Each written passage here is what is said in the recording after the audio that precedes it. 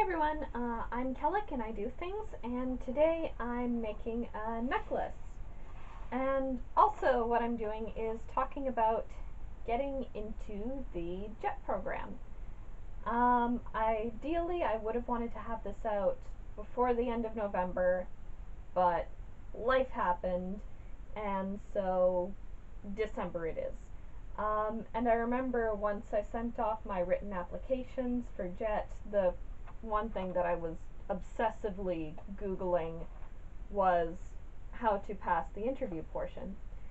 And first off, if you're looking for advice on how to pass the JET interview, um, first of all, just treat it like a normal job interview. Dress nice. Um, be confident. Be yourself. Relax. Um, and yeah, try not to stress over it too much. And I can almost guarantee if you're looking at a ton of videos or a bunch of articles or a bunch of blogs on the JET interview, then that's probably going to be the first thing you see, and you're going to see it over and over again. So the other thing is they're going to ask you 3 questions. They're going to ask you how many walkers have you killed, how many people have you killed, and those aren't the 3 questions. But they are going to um, ask you about a few things. And the 3 that I want to stress are, firstly, some people are under the impression that admitting that you like anime and gaming will be the kiss of death for your interview. They'll just disregard everything else you say.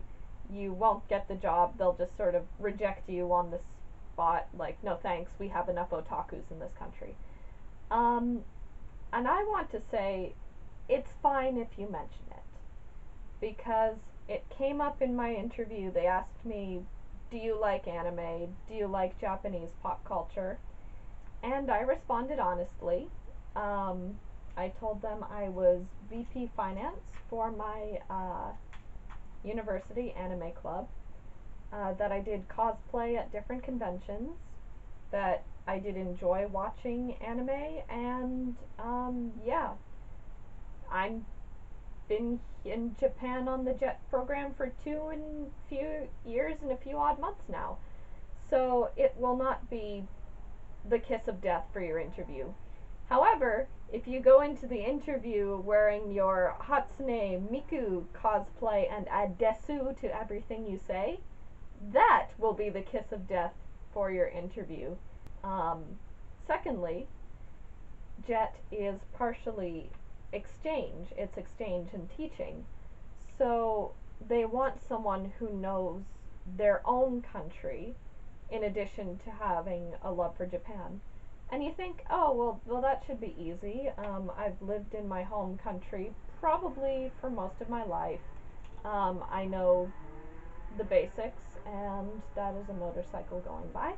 But it's not something that a lot of people tended to think about, at least the day when I was being interviewed, was remembering things about your own country, because you're thinking, oh, I've got to be up on Japanese current events, I have to know all of this stuff about Japan, I have to know all of this stuff about JET if I really want to impress the interviewers. And you don't think about, how well do I know my own country? How well do I know my country's holidays? How well do I know animals in my country? How up to date am I on current events in my own country? What kind of government are we running on? And, just very basic things, but things that if you're nervous during an interview and you weren't really thinking about them, will just go out the window.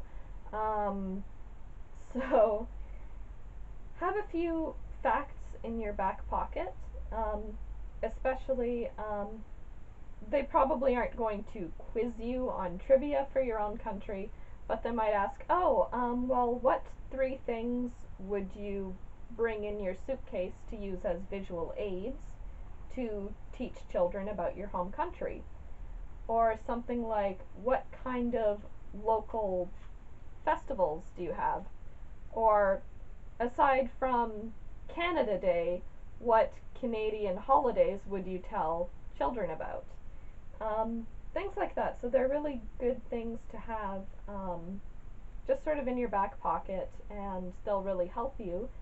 And when you come to Japan, they'll really help you when you're teaching, because kids will ask you questions. One kid actually asked me, like here in Japan, when we buy something, we have to pay 8 yen in taxes. How much in sales tax do you pay in Canada? And a fifth grader asked me this. So, yeah, just know a few things about your own country. The third thing that they're probably going to ask about is isolation and how you plan to deal with it. Because it's not just like when you're going off to college and you're going to be kind of far away from your family for the first time. It's going to be completely different, because at college it's very easy to join a club or find a group of friends who you can hang out with on a regular basis.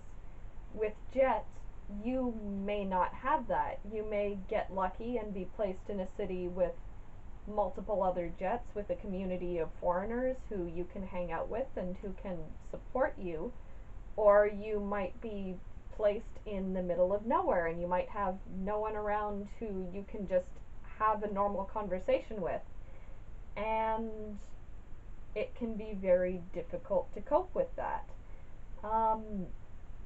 So basically, the idea is that they can teach you Japanese language, they can teach you about Japanese culture, they can teach you skills that you can apply to a classroom setting, but what they can't teach you is how to survive when you're completely isolated and maybe starting to become depressed. And for the most part, unless you have had first-hand experience on an exchange abroad, or you live in a situation where you are completely separated from people who share your culture, people who share your language, there will be absolutely no way of knowing how well you are going to fare. And not having that experience doesn't mean that you're not going to get into the program, but it's going to make it a little more difficult, and you will have to convince the interviewers that you will be okay while you are on the JET program. So just kind of a quick recap, and some other things. Dress nicely.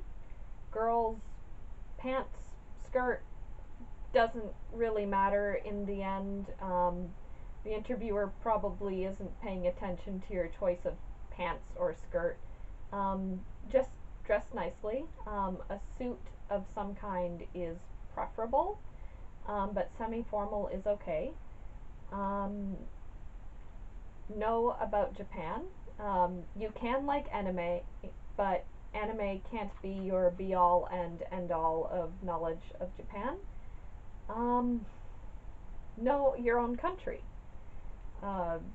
Know a few just little facts you can keep in your back pocket in case you're asked a couple questions, and that will make you feel a bit more confident, and it's going to help you down the line if you are accepted into the JET program, because you will have to know your own country.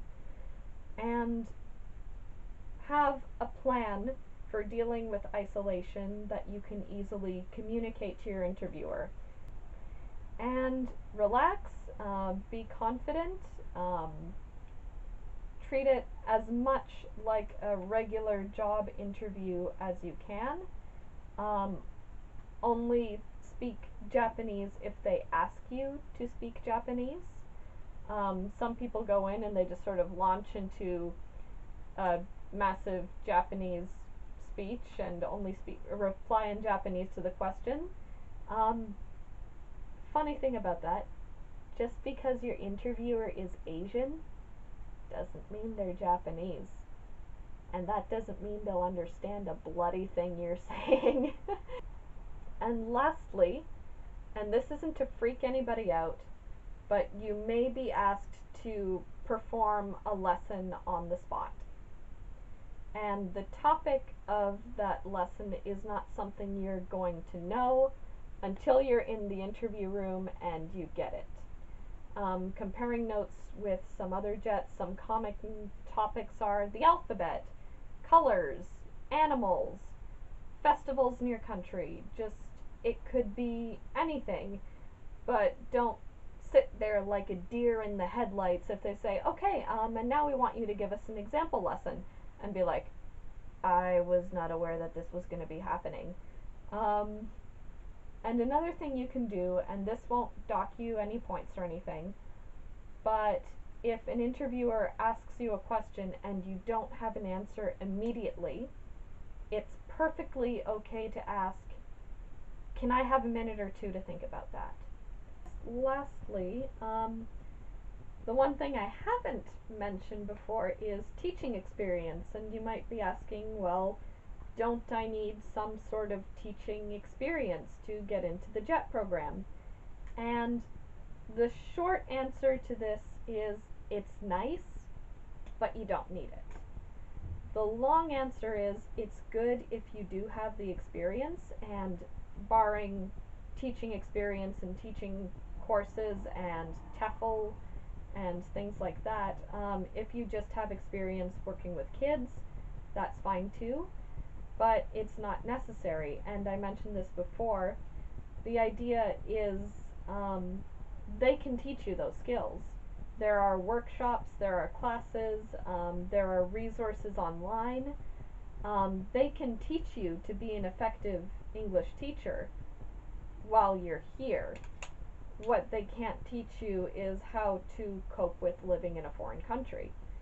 So if you're going into the interview and you're panicking because maybe you don't have a teaching English as a foreign language certificate, that's okay. There's still a very good chance that you can get into the JET program. If you have it, that'll probably increase your chances, but you don't need it. I don't have it. I made it. I'm here. So if you are applying to the JET program, good luck. I hope to see you here. It's a really awesome experience. If you're watching this and you're hoping to someday apply for the JET program and you're maybe still a few years off, still in university, definitely worth pursuing. It's a pretty awesome job. And if you just happen to randomly click on this video, hi, I guess. Anyways, my necklace is coming along. Got 3 sections going there. Woohoo! So, I will see you next time and hopefully have some more interesting things to talk about.